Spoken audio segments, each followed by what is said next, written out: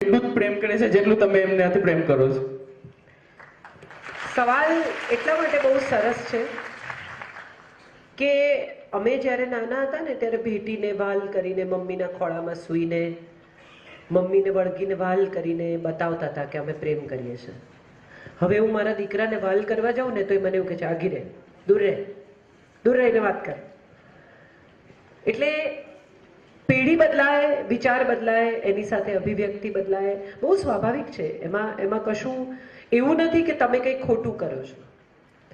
પણ એમની પણ નાની નાની ઝંખનાઓ હોય. સમજો કે એમને શું ગમે છે. તમે એની સાથે સમય વિતાવો એમને ગમે છે.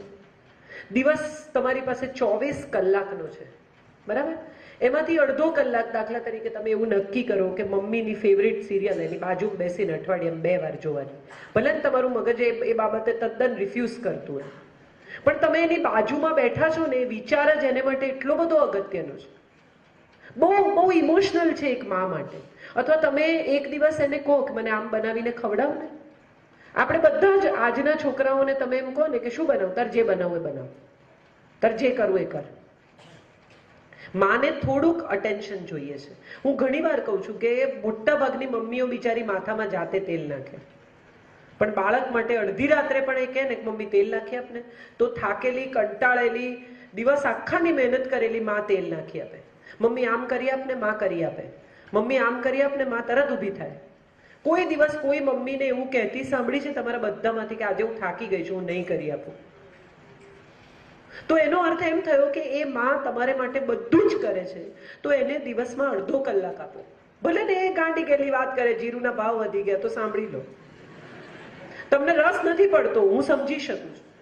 નાગિન નામની એક સિરિયલ અત્યારે સુપરહિટ ચાલે છે. 4.5, 5.9 ની ટીઆરપી આવે છે. એ કદાચ તમારી મમ્મી જોતી હોય, એને કદાચ એમ થાય, એ તમારી સાથે એટલી, મારા સાસુ મારી સાથે એક દિવસ શેર કરતા હતા કે અનુરાગ મરી ગયો. એટલે મેં કીધું, હાય હાય, કોણ અનુરાગ? પછી મને સમજાયું કે એ તો સિરિયલની વાત કરે છે.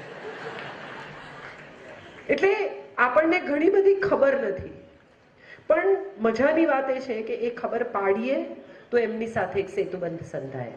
એની બાળપણની વાતો સાંભળો, એને શું ગમે છે એ ઓળખવાનો પ્રયત્ન કરો. અમારા ઘરમાં હું પરણીને ગઈ પછી પહેલી વાર ખબર પડી કે મારા સાસુની બર્થડે 18 ડિસેમ્બર છે, અને મેં સાડી આપવાની પ્રથા શરૂ કરી તો મારા સસરા પણ સાડી આપતા થયા. કશું શરૂ કરી શકાય, કશું પહેલી વાર કરી શકાય. આપણી પાસે મિત્રો માટે અખૂટ સમય છે, તો મા બાપ માટે અડધો કલાક કાઢવો. કંઈ કર્યા વગર એમની જોડે બેસવું, એમને કંઈ કહેવું હોય તો કે, સાંભળવું. એ પણ કદાચ એમને લાગશે કે તમે એમને ખૂબ સમય આપો છો. એમને નાના કામ હોય, દૂધ લેવા પપ્પા જાતે જતા હોય તો કેવું, કુભારો લાવ હું લઈ આવું. કોઈ મહેમાન આવે તો મમ્મીને પૂછવાનું કે હું કંઈ લઈ આવું. પાછા આવતા ઘરેથી, તમે બહારથી ઘરે પાછા આવતા હો ત્યારે એક ફોન કરીને મમ્મીને પૂછવાનું કે કંઈ લાવવાનું છે, હું બહાર છું તો લેતો આવું. આ બહુ નાની નાની સવલતો છે માતા પિતા માટે, પણ આટલું કરશો ને તો એમને સમજાશે કે તમને એમની કાળજી છે. અને હમણાં જ મેં તમને કહ્યું કે સેતુબંધ છે ને, એ ફક્ત અને ફક્ત કાળજી છે. સામેના માણસની તમને ચિંતા છે, એના ગમા અણગમાની તમને પરવા છે, એટલું પણ જો તમે પ્રસ્થાપિત કરી શકો ને તો એમને લાગશે કે તમે એમને ચાહો છો. બહુ નાની વાત છે. ઘરે જતા પહેલા એક ફોન કરવાનો, મમ્મી કંઈ લાવવાનું છે, હું ઘરે જાઉં છું. મોડું થવાનું હોય તો ફોન કરવાનો, મમ્મી મને મોડું થશે. ન જમવાના હો તો સમયસર જણાવી દેવું કે હું નથી જમવાનું. આ બધી નાની નાની બાબતો છે. એ જો કાળજીપૂર્વક કરવામાં આવે તો માતા પિતાને એવું લાગે કે તમે એમની ચિંતા કરો છો. તમે પણ એમની સાથે એટલા જ બંધાયેલા છો, જોડાયેલા છો, જેટલા એ તમારી કાળજી કરે છે કે ચિંતા કરે છે. તમે 9, 10 વાગે જાઓ, મમ્મી તમારી રાહ જોઈને જમવાની બેસી રહે. એને શું જોઈએ છે તમારી પાસેથી? સમય. એ 10 મિનિટ તમે ડાઇનિંગ ટેબલ પર એની સામે બેસશો, એથી વધુ એની જરૂરિયાત શું છે? તો એ માને અડધો કલાક આપવામાં, જે માએ પોતાની જિંદગીના ઉત્તમ વર્ષો તમને આપ્યા, એ માને અડધો કલાક આપવામાં આપણું શું જાય? આપણી પાસે દુનિયાભરનો સમય છે.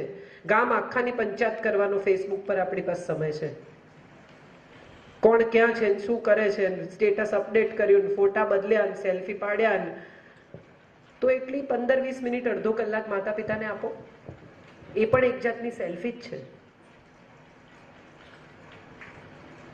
કેમ સોપો પડી ગયો? બધાને એમ થયું કે આ બરાબર કીધું આણે. સહેજ ક્યાંક દુખ્યું ને, બસ મારો એટલો જ ઈરાદો છે. તમામ લોકો પોતાના પેરેન્ટ્સ સાથે અડધો કલાક પણ જો ગાળી શકશો ને તો તમને સમજાશે કે તમારા મા બાપ કેટલી અદ્ભુત વ્યક્તિ છે. બોલ બોલ કરે છે બાપા આખો દાડો. એ આખો દિવસ એટલા માટે બોલે છે કે તમે પેલી અડધો કલાકનો ક્વોલિટી ટાઈમ નથી આપતા. ફોકસ્ડ કમ્પ્લીટ અટેન્શન સાથે અડધો કલાક આપો, એ આખો દિવસ નહીં બોલે. મમ્મી ટોક ટોક કરે છે કારણ કે તમે ટોક ટોક કરવાની જગ્યા ઊભી કરો છો. એને જે કહેવું છે એકવાર શાંતિથી સાંભળી લો, પછી નહીં ટોકે. આઈ પ્રોમિસ, હું માં છું.